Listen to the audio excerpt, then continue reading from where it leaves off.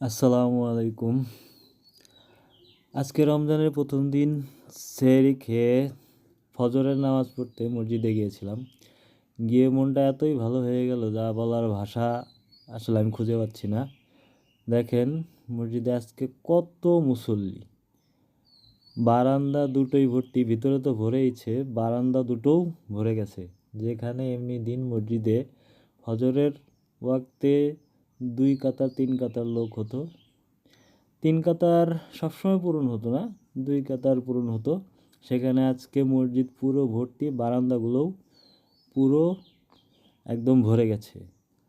আল্লাহ আমাদের সবাইকে কবুল করুন, আমরা যাতে এই পবিত্র রমজান মাসের পবিত্রতা বজায় রাখতে পারি এবং রমজান মাস আল্লাহ তাআলা আমাদেরকে যেই কারণে দিয়ে থাকেন, আমরা যাতে আমাদের পূর্বের গুনাহ মাফ করিয়ে নিতে পারি। আল্লাহ আমাদের তৌফিক দান করুন, আমিন।